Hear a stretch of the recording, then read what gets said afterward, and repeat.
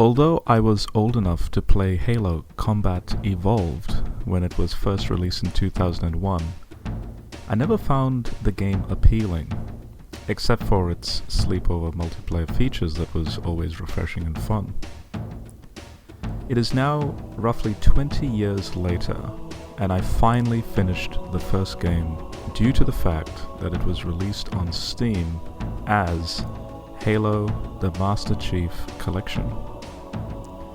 Basically, 343 Industries began porting and enhancing the Halo series onto the PC platform.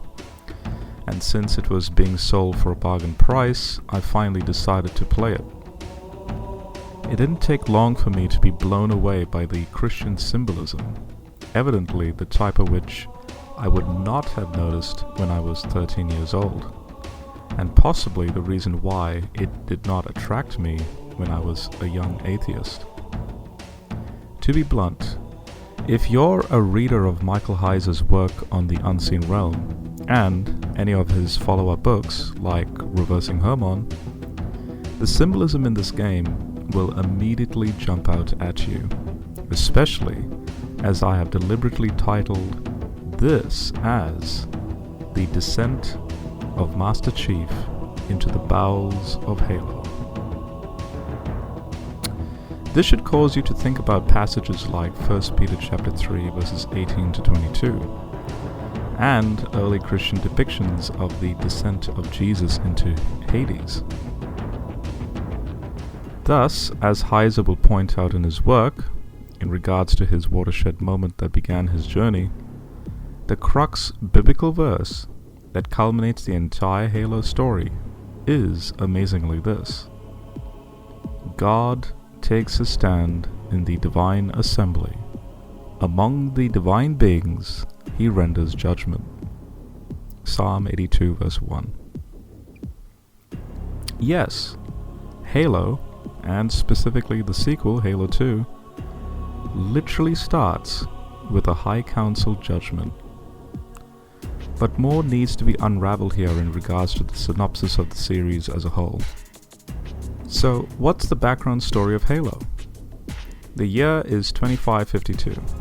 Humanity is at war with an alliance of different alien species known as the Covenant.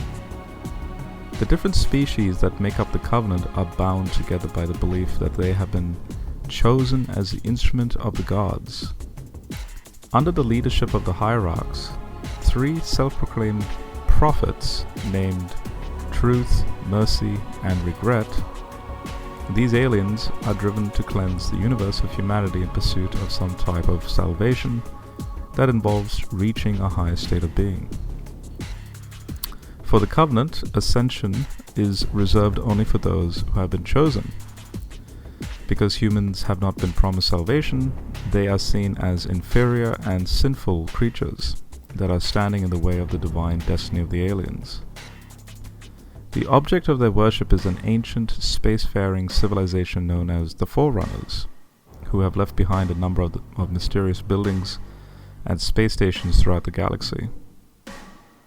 The Covenant sees itself as the successor to the Forerunners, and they believe these structures were made for them specifically.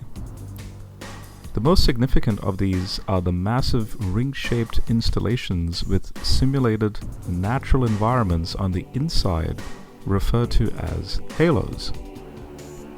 The Covenant seeks to activate these halos because they wrongfully believe this will send them on the great journey towards salvation. In truth, the halo installations were built by the Forerunners to get rid of a parasitic alien species called the Flood. Since the only way to achieve that goal was to wipe out all sentient life in the galaxy in order to starve the Flood, the halos were designed to do just that. The United Nations Space Command is mankind's last and only line of defense against the aliens. At the start of the story, the war is not going well for humanity. The technologically superior Covenant is able to keep up a relentless onslaught, spurred on by the promise of eternal salvation and under threat of exclusion from the great journey. And every rare human victory is a very costly one. Thus, after suffering a crushing defeat on the planet Reach, the crew of a human ship called the UNSC Pillar of Autumn uses navigation data from the Forerunners to escape. The data turns out to be coordinates to a Halo installation. Moments later, a Covenant ship follows, and another battle ensues. In an attempt to keep the ship's artificial intelligence, Cortana, out of enemy hands, an elite soldier, codenamed John 117, also known as the Master Chief, is woken up from cryogenic stasis to fight off the Covenant and give the crew a chance to evacuate before boarding the last available escape pod himself. Master Chief and Cortana must then work to reunite scattered groups of human survivors on the surface and save the ship's captain, Jacob Keyes, who is being held by the Covenant aboard their cruiser. After saving the captain and learning the installation is called Halo by the Covenant, Cortana hacks into the aliens' communications and finds out that the aliens believe the installation is sacred and that it is an immensely powerful weapon. It falls to Master Chief and Cortana to keep the Covenant from using Halo to wipe out the human race. It does not take long for them to find the control room, but when they get there, Cortana picks up new Covenant communications that reveal something is very wrong. While exploring the Halo installation, the Covenant found something they should not have, and the captain is about to make the situation far worse.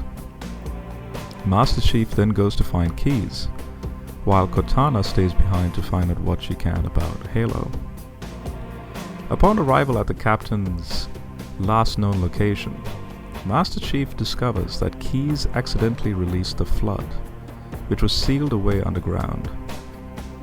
This allows the parasite to consume UNSC personnel and Covenant forces alike, and turn them into mindless husks that are hostile to both sides. As he returns to the surface, Master Chief is suddenly drafted by the installation's artificial intelligence monitor, nicknamed 343 Guilty Spark, to retrieve a key so that they can activate Halo's defenses and get rid of the parasite.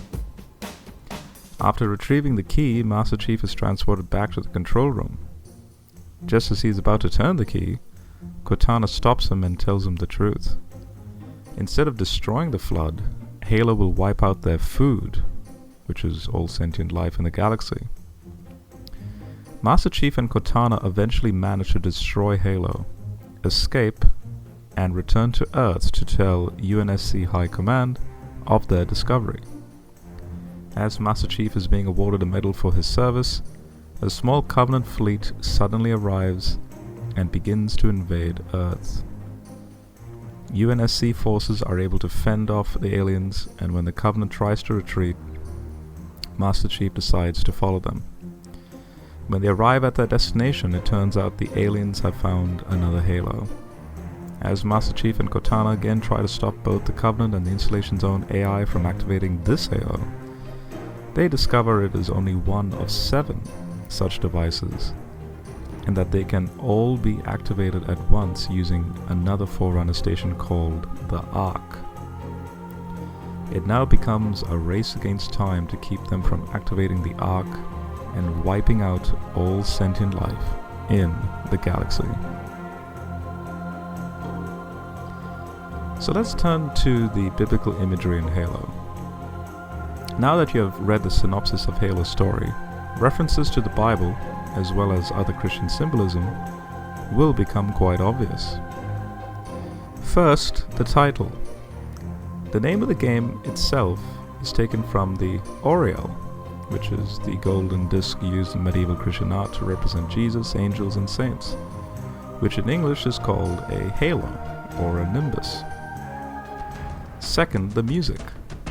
So another clear-cut reference is its musical score. It starts with Gregorian chanting and lasts for about 30 seconds before switching to cyberpunk techno beats and electric guitars.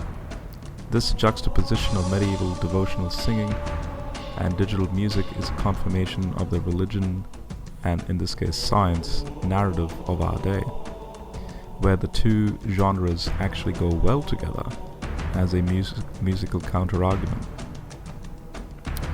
The third point would be the covenant. In the scriptures, we see that there are many biblical covenants or sacred agreements between God and his followers. Only the covenant of Noah is applied to all humans. However, the Old Covenant was made only for the Israelites through Moses. But for Christians, Jesus has now provided the final universal New Covenant, where regardless of race, gender, and status, you can now become a child of God through him. Thus, it's possible that the developers of Halo use this word not only to indicate the religious nature of the alien alliance, but also to highlight the way the aliens see themselves as superior over humans. The Covenant believes the Halo installations were built for them by the Forerunners, and only by activating the rings can they fulfill their destiny. Furthermore, since it's a science fiction game, Halo naturally features spaceships, and those used by the Covenant are often named after Christian concepts, such as truth and reconciliation. The same goes for Covenant vehicles available in the game. Specifically, Seraph fighters are named after specific biblical beings known as the Seraphim that are supposed to accompany God in heaven. The fourth point would be the Ark. So in the game, the Ark is the central control hub for the Halo installations, capable of activating all of them at once. This is a reference to Noah's Ark. In other words, the Halos were built to eradicate the flood by wiping out all life, in order to starve the parasites to death. The result is that this will ultimately save the galaxy, because it gets a chance to start over. This mirrors the story in Genesis, where God decides to destroy all life on Earth to rid it of sin and begin anew. Only the chosen may survive, and the Ark saves them from the flood. Another perspective is that it's a reference to the Ark of the Covenant, which contained the 10 Commandments. On top of that, it was also a powerful weapon, since it was used by the Israelites to bring down the walls of Jericho after making 7 laps around the city. Similar to the Ark of the Covenant being regarded as holy, the Alien Covenant reveres all Forerunner technology as sacred. The fifth point would be the characters. So what's astonishing is that there are many direct allusions to scripture from the names of the characters. The first comes from Master Chief's codename, John 1:17.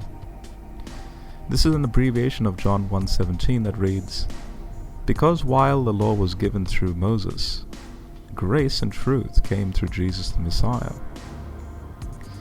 Thus, similar to Jesus enacting this law through grace and truth, Master Chief enforces it with guns. What's more is that he is symbolically resurrected multiple times. For example, at the beginning of the first game, he is awoken from cryostasis. In this case, he was artificially kept in a frozen state to be thawed in a time of need. This is a figurative resurrection. Another example is when Master Chief appears to drown in a lake and is transported to some sort of underworld before being revived. As he descends into the watery abyss, the grave mind grabs him and chillingly utters, "This is not your grave, but you are welcome in it." This is a reminder that Jesus also went into the abyss in order to make a proclamation to those imprisoned spirits who dissipated long ago in the days of Noah, when God waited patiently while the ark was being built. In it, 8 persons were saved by water. In light of this analogy between Jesus and Master Chief, Captain Keyes represents John the Baptist. This is because Keyes gives Master Chief his pistol after being woken up from cryogenic stasis, or in this case resurrected, in the first game. So in other words, he hands out the tool with which Master Chief enforces the law. This is why we read, "But John tried to stop him, saying, 'I need to be baptized by you, and you are coming to me?' But Jesus answered him, "Let it be this way for now, because this is the proper way for us to fulfill all righteousness." At this, he permitted him to be baptized. The tool for the ministry of Jesus, as a result of this baptismal exchange, is the Holy Spirit. So we continue reading. When Jesus had been baptized, he immediately came up out of the water. Suddenly the heavens opened up for him, and he saw the Spirit of God descending like a dove and coming to rest on him. Then a voice from heaven said, "This is my Son, whom I love. I am well pleased with him." Moreover, when the captain becomes consumed by the flood halfway through the first game, Master Chief ends his suffering by punching through his skull to retrieve an important bionic device from his brain. This is exactly what happens to John the Baptist, for he was beheaded, since Keyes also loses his head. But Master Chief isn't the only one who shows a resemblance to Jesus.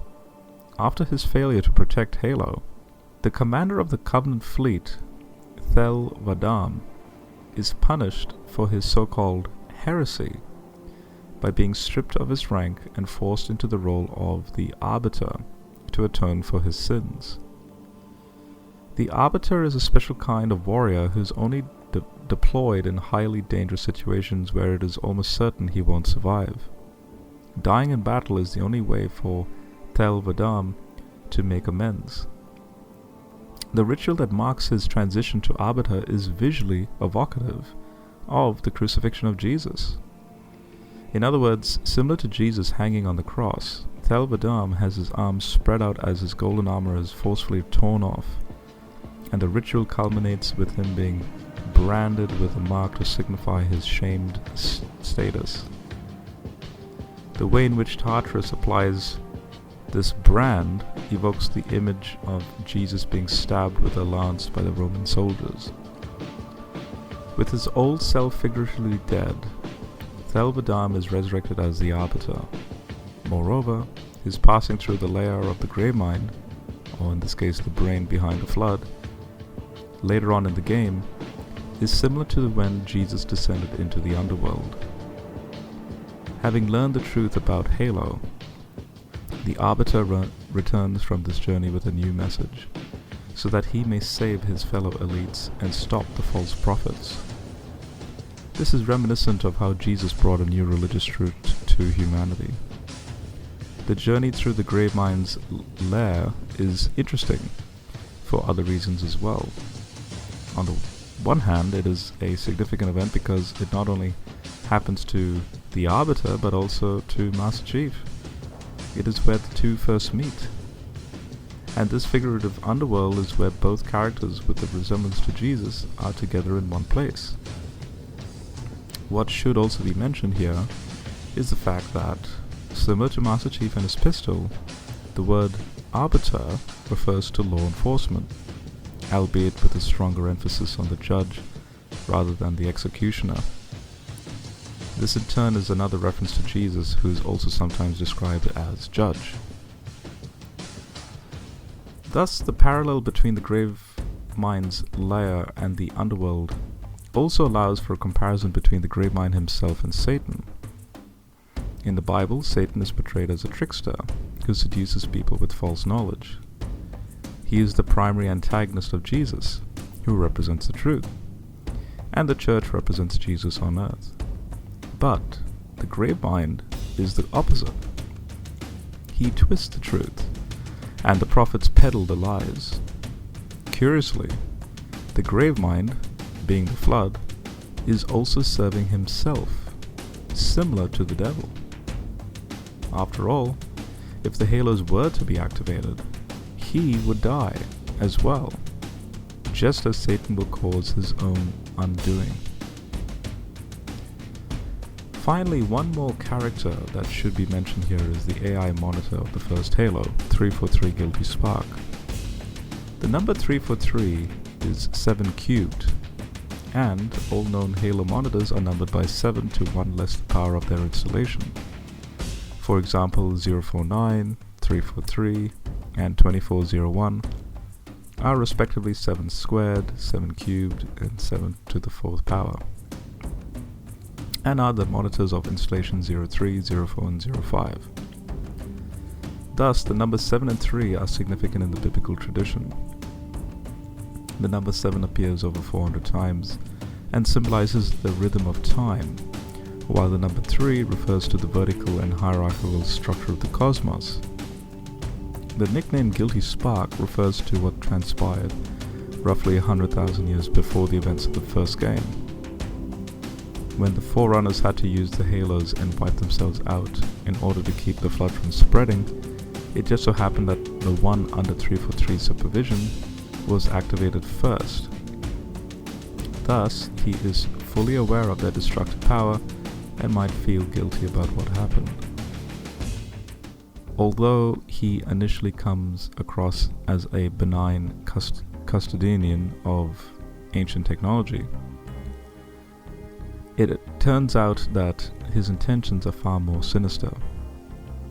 The Forerunners programmed him to make sure the flood does not leave the installation if it ever breaks out of containment. But his first response is to resort to the most drastic option, activating Halo and wiping out all nearby sentient life. Since 343 has the same goal as the Covenant, it appears that he is aligned with the false prophets. Moreover, the fact that he tries to trick Master Chief into activating the installation can be compared to the Shining One, just as Guilty Spark also has a metallic shining appearance, who tricks Eve into eating from the Tree of Knowledge, which adds to his seemingly villainous nature. However, the Monitor consistently refers to Master Chief as the Reclaimer, which is evocative of the epithet Redeemer that is given to Jesus. This makes it sound more plausible that the AI is, in fact, also misguided in believing he is carrying out the will of the Forerunners.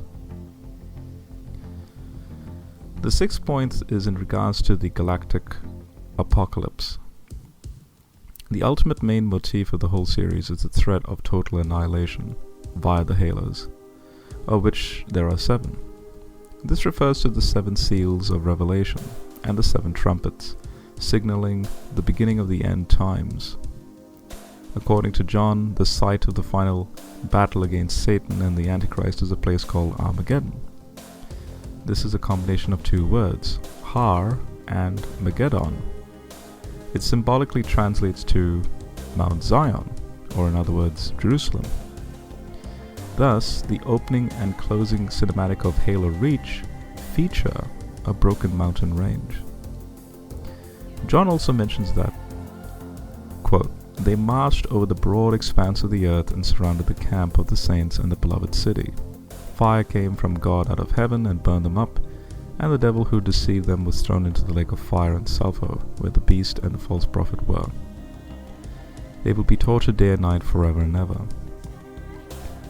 This is connected to the destruction of a different human colony on the planet Harvest.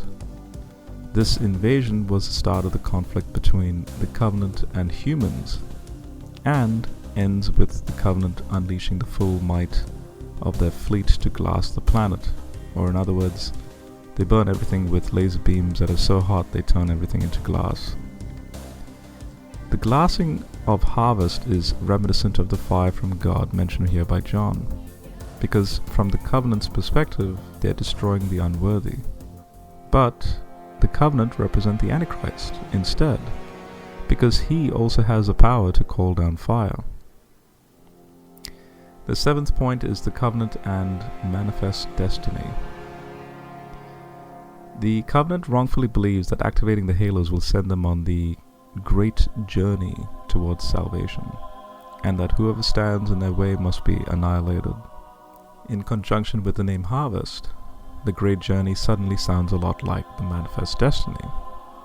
This was the idea that the United States was destined to spread its influence across the whole continent, and that as Christians they had the right to take it from the native heathens by force. These so-called civilizing missions were justified by stating that Native Americans were savages and thus were inferior to white colonists. Projected onto Halo, the alien covenant's extermination of humans can be seen as a form of manifest destiny. The covenant sees humans as primitive and therefore unable to go on the great journey, so their eradication is justified. Finally, the eighth point is in regards to the corruption and high charity. So, the high charity is the covenant's holy city. In the Bible, charity, which is meaning love, is held to be the most important virtue. When Paul wrote to the Corinthians, he said, "Right now 3 things remain: faith, hope, and love. But the greatest of these is love." The fact that the alien capital in Halo is named after the Christian notion of charity or love is quite ironic, since the covenant is everything but charitable.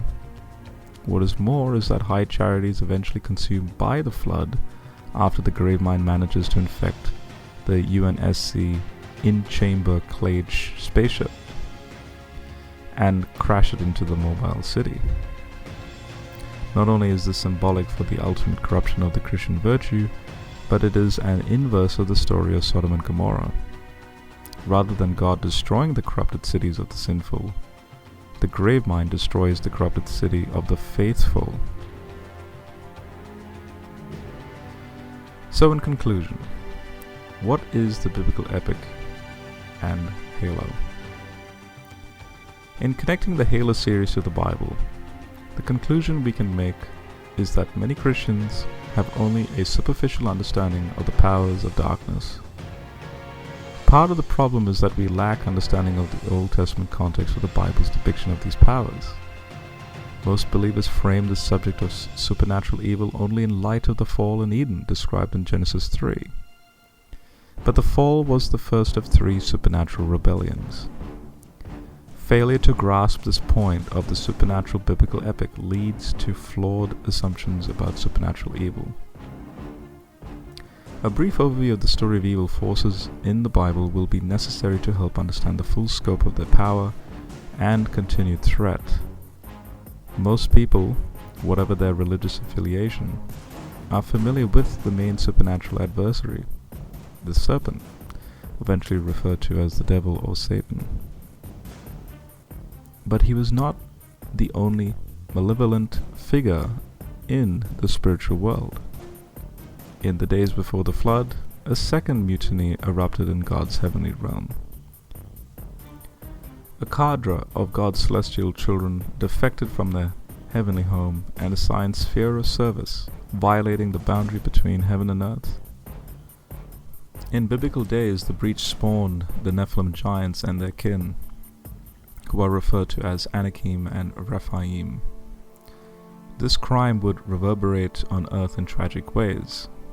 It led to bloody conflict between God's children and the clans of giants shortly following the exodus of Israel from Egypt. On the way to their landed inheritance, God forewarned Moses and Joshua about what awaited them. He told them that while Esau's relatives had eradicated the bloodlines of the Nephilim in places like Moab and Ammon, they could still be found in Bashan and Canaan. God intentionally steered Israel into their strongholds.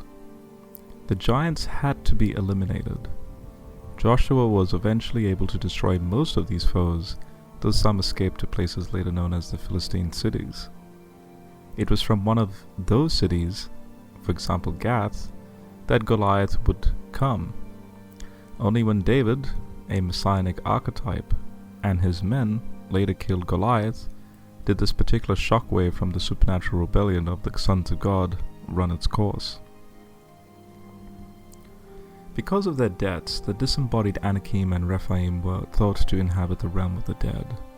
In other words, the Hebrew word Rephaim has the meaning shades, while in Proverbs 9:18 and Job 26:5 it refers to the dead. On the basis of these and other biblical texts, Jews of the later Old Testament period through to the ministry of Jesus taught that demons were the disembodied spirits of the dead giants. These were the demons we know from the New Testament. The reason the demons were labeled unclean spirits was their mixed origin. In this case, mixtures in Old Testament law were deemed abhorrent and unclean. But a second residual side effect of the supernatural breach lingered, like the breach of the flood in Halo.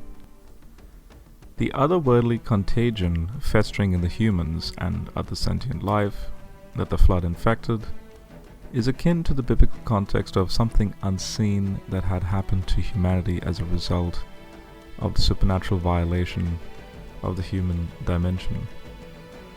Humanity had been corrupted because the fallen sons of God had transmitted forbidden knowledge that led to bloodshed, immorality, and idolatry, resulting in the proliferation of human depravity. This in turn is why the Old Testament forbade contact with the dead and attributed the dark arts to the disembodied spirits of the underworld. This is why Paul and Jude see false teaching as the legacy of deceitful spirits and refer to what their opponents taught as the teaching of demons, leading to blasphemy and idolatry. Following the supernatural rebellion of Genesis 6:1-4, it would be understandable if the main character of the biblical story, in this case God, had decided to scrap the plan, like the Forerunners with their Halo array, the Ark, and the Shield worlds, in order to eradicate life if necessary and start over. The creation of humanity, not to mention his earlier supernatural children, looked like a terrible idea. But omniscient beings don't have bad ideas any more than an all-loving father could totally destroy creatures he had made in his own image. After the first rebellion, God had expelled the rebels from his presence. After the second rebellion, God sent the flood to wipe the slate clean, promising to never do so again. God did not forsake humanity, and while that was good news, it did not prevent God's children from turning their backs on him again. One more catastrophic celestial insurrection would play out early in the biblical story. After the flood, God had reiterated to Noah and his family what he had told Adam and Eve, to have children and spread out over the earth. The goal had been to spread the goodness of Eden. Repeating the command telegraphed that God wanted to try again, but instead, God's earthly family congregated in one place, which would become known as Babel. They decided to build a ziggurat tower, historically part of a temple complex. They wanted God to come to them in the place of their choosing. That wasn't God's plan. In response, God divided humanity by languages and geographical destiny. By doing so, God abandoned his earthly children, allotting them according to the number of the gods. God assigned the rule of his human children to other members of his heavenly family. Humanity didn't want him as their king, so he obliged. Over the course of time, the biblical epic tells us that these gods became corrupt, enslaving and abusing their populations. These were the gods worshipped by the peoples of the earth. They would be the entities referred to in the Bible as the supernatural princes over nations, and later as the principalities, powers, rulers, thrones, and authorities that opposed the spread of the gospel. These cosmic adversaries are not the demons of the Gospels. Their power is far greater than harming people or turning them into puppets made of flesh. Their goals are far more ambitious. They sought, and still seek, world control. They are cast as having geopolitical dominion. This overview of the evil forces in the Bible shows that the world contains an army of unseen, sinister intelligences, guided by a superintelligent malevolence, collectively watching humanity through a thin, preternatural veil, waiting for opportunities to dominate and decimate human lives. If you have played Halo, that should sound familiar.